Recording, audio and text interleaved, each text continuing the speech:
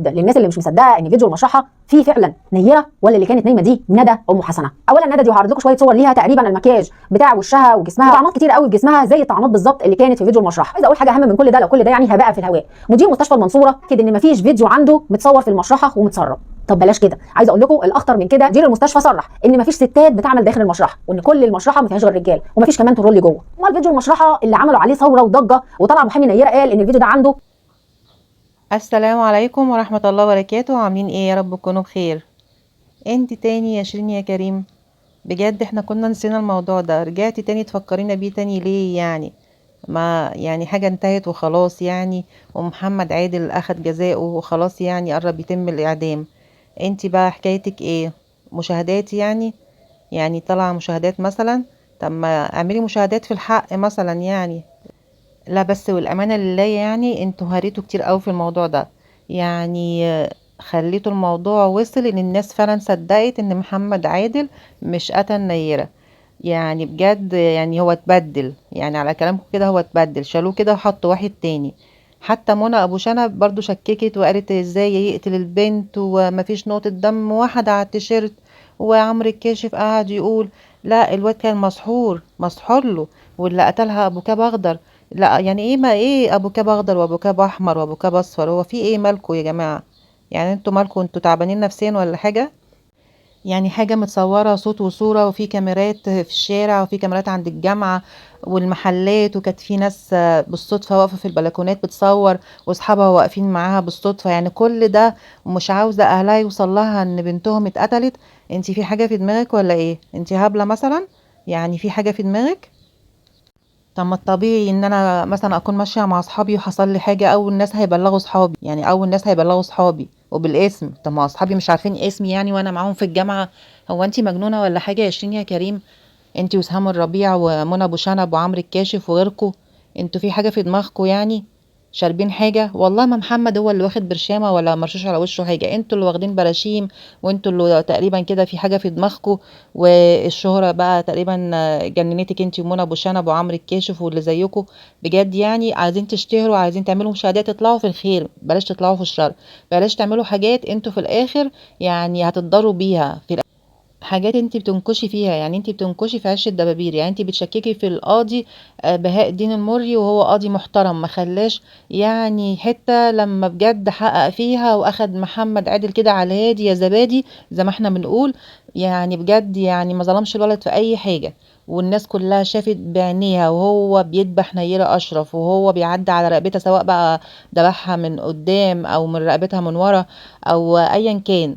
وانتي طالعه تقولي لا محمد عادل كان ماسك سكينه في الافلام بتدخل وتطلع، ويعني مفيش نقطه دم زي منى ابو شنب. طب اللي خدها ده ابو كاب اخضر وداها فين بعد ما اتقتلت؟ لا هو اللي خلص عليها؟ لا القضيه سياسيه؟ لا القضيه فيها 3 رجال اعمال؟ لا لا في حاجات كتيره انتي قوي يعني بجد عماله تخربطي فيها.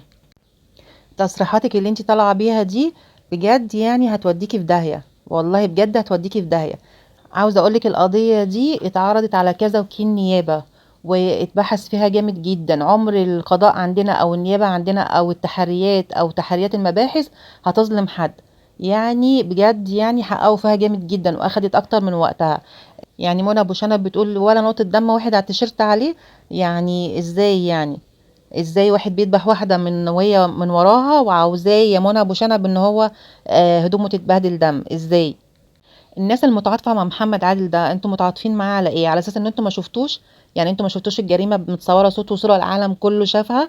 يعني بجد يعني كانت متصورة وكانت واضحة لعين الشمس. يعني ما فيش مبرر اللي انتوا عاوزين تطلبوا التماس او الالتماس بتاعكم يتقبل علشان محمد عادل يطلع براءة. لا وكمان بتطلبي ان يحصل نيرة اشرف يعني طلعوها من قبرها ويعملوا ليها تحليل دي ان ايه علشان يشوفوا هي نيرة ولا مش هي نيرة. ليه خافوها ودوها فين مثلا؟ عملوها يعني ايه؟ يعني قربان لحاجة؟ يعني انت يعني في حاجة في دماغك يا شيرين؟ اعقلي كده يا شيرين يا كريم، اعقلي كده. يعني كده كده لو كاتب لك ربنا مشاهدات وقناتك تعلى وتبقى حلوة، تعلى في الخير بلاش الشر يا شيرين. وبلاش تزيفي الحقائق لان بجد كده احنا يعني قرفنا منكم. فبلاش تشككي في القاضي بهاء الدين المري، لان بجد هو قاضي محترم وعلى راسنا كلنا. والقاضي بهاء الدين المري يعني حقق كويس جدا مع محمد عادل، ولو ما يعني هو ما شافش ان محمد عادل قاتل وان هو جه على البنت ما كانش اداله الحكم ده. كمان بتقولي الرئيس عبد الفتاح السيسي هو متابع القضية من الأول، وإن هو المفروض إن هو صدق على الحكم. يعني أكيد الرئيس عبد الفتاح السيسي رئيس محترم، عمره ما هيظلم حد ولا هيجي على حد. يعني انتي متوقعة ايه، إن الرئيس عبد الفتاح السيسي ما يصدقش على الحكم؟ معقول الرئيس عبد الفتاح السيسي رئيسنا كلنا كده إن هو ممكن يظلم حد؟ انتوا وراكوا ايه؟ وعمالة بقى تحوري وتقولي القضية فيها يعني كلام وحاجات ماسونية والكلام ده كله، ومحمد عادل بقى نجر ورا الماسونية، والناس دي كلها عايزة تنتقم من نيرة، وكان تمثيلية ومخططين ليها انها ايه، ان نيرة عارفة ان هي مسلسل يعني او تمثيلية، وان هي يعني ما كانتش تعرف او اتغدر بيها، وما كانتش تعرف ان ايه انها تتقتل في الاخر وتبقى الضحية. يا سلام، لا بجد يا سلام، اتفاجئنا تصدقي، والله بجد اتفاجئنا. من الاخر كده انت طالعه تضربي من تحت الحزام، يعني انت طالعه مدعومه من حد علشان تطلعي تتكلمي الكلام ده وتشككي في القضاء وتشككي في تحريات المباحث والشرطه والتصديق على الحكم والكلام ده كله. انت طالعه تضربي في مؤسسات الدوله. يعني انت عارفه ان احنا عندنا هنا قضاء عالي ونزيه وشريف وكل حاجه، بس انت طالعه تضربي من تحت الحزام، واحنا فاهمينك يا شيرين. فبلاش بقى ايه اللي انت بتعمليه ده. وكلمتين للناس المتعاطفه مع محمد عادل، بجد انتوا صعبانين عليا، لان شيرين كريم، سهام الربيع، وعمرو الكاشف، منى ابو شنب، وغيرهم هم السبب في ان انتوا وصلتوا ان انتوا تتعاطفوا مع قاتل. يعني بجد انتوا صعبتوا عليا جدا. كل القصة يا جماعة حب مش اكتر. يعني محمد عادل بيحب نيرة اشرف ومش طايلها، فبدل يعني خلاص مش عارفة اطولك ولا عارفة اتجوزك يبقى اقتلك احسن.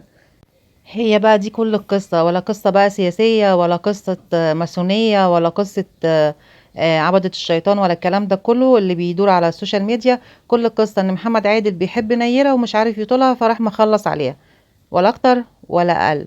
ويا ريت بقى تبطلوا هري وتبطلوا كلام في الموضوع من ده، بعد وفاه نيره على لان طول. بجد وكمان يعني اخت الموضوع نيره كبر هي اول جدا. ما طلعت وقالت ان يعني الفيديو ده جالها خلاص نشرت يعني اختها الناس جابت انهارت. اخرها، الفيديو ده ايه فحرام. اخباره؟ وهي جه كمان بتقول منين؟ لما انا مدير برضو المستشفى بياكد حتى ان لو مفيش فيديو محمد مرشحه عادل اتسرب اتقتل للمستشفى عنده. انا برضو يمكن برضه هدني جاله نفس اختي الخير. هنا بقى واتحكي في عليه الروايه زي الثانيه قضية صليته بينا على النبي بيتقال ان محمد سعاد عادل مش هو حسني. اللي انت قاتل، وتم مالك معاه انت بقى سكينه من اللي سعاد هي بتاعت حسني؟ انت الافلام، ايه اللي دخلك هي لما اصلا تيجي في تغز حياة بيها سعاد السكينه تدخل حسني؟ لجوه وما انت تموتش. طب اللي عرفك ايه اللي شفناه ده كان الولد مسك البنت حصل ويعني لسعاد كان بينتقم حسني، منها، ولا كانت طعنها ب بتتعامل 19 من ايه طعن. سعاد في كام حسني؟ ثانيه كده، يعني بلاش الغزه اللي بلاش يا كان حبيبتي بيغرزها اللي جواها بتعمليه ده، كده ما عشان كانش بيلحق ده يطلعها عشان خطر يدخلها تاني. عليكي ده غير كده كمان وخطر على ده مسكها قناتك، ودبحها من وفي الاخر رقبتها. تبقي هو زي ذبحها ام من زياد قدام كده، ولا ذبحها قعدت من ورا؟ تفتي ليه؟ وتهري، محامي في نيره الاخر يا طلع تيم وقال دلوقتي ان هو كان اتحبست. مخلص ما عليها انت تمام، اخرك في يعني الاخر كان هتتبلى ذابحها عنه من ورا فتتحبسي، وشويان انت الحياه ومحمد مات عندها. عمرو طب ليه بقى الكاشف مكاب اخضر واحمد خدها وشالها حمد لما هي منتهيه؟ والعزلقاني طيب والناس دي الطعنات كلها اللي كده شفناها من بتهري يا محمد عادل جماعه في قدامنا الموضوع، وبعينينا اللي هيكون موجود وشيرين هي نفس الطعنات اللي كريم. شفناها في تعالوا المشرحه، بقى حجم نسمعها الطعنات وهي توصل بتهري في موضوع لدرجه ان محمد الفتحه عادل تقريبا وبتقول في جنبها ايه، دي كانت فتحه قد كده، وعماله هي بقى الفتحه اللي قد بجد كده هو محمد يعني عادل كان يعني بيطعن بتحلم ولا كان وتتخيل بيغز كتير ولا قوي كان ان عايز محمد يشفي ولا عادل كان ايه هيطلع بالظبط؟ كل افراد براءة في الاسره شهر تقريبا 5. كانوا موجودين ساعه تعالوا بقى الجريمه نسمع هي وارتكابها، بتقول ايه. من اول المحامي لغايه مرات العم لغايه ستها. كل دول كانوا موجودين ليه؟ ده حتى الناس اللي مسكوا محمد عادل بيتقال ان دول تبع خشبه وعوكل، فاكرينهم اللي راحوا لغايه محمد عادل وهددوه بقمصان النوم واحمر الشفايف. بيتقال ان في فيديو بانتهاك للولد ده بقميص النوم، ولكن للاسف فوق محمد عادل مش موجود عشان نشوف فيه الفيديو ده ونعرف منه الحقيقه. خدوا بقى الجديد والانح. المحامي وليد عبد الحميد قال ان ورا الجريمه دي 3 رجال اعمال، ان محمد عادل من وجهه نظره مش هو اللي مرتكب الجريمه.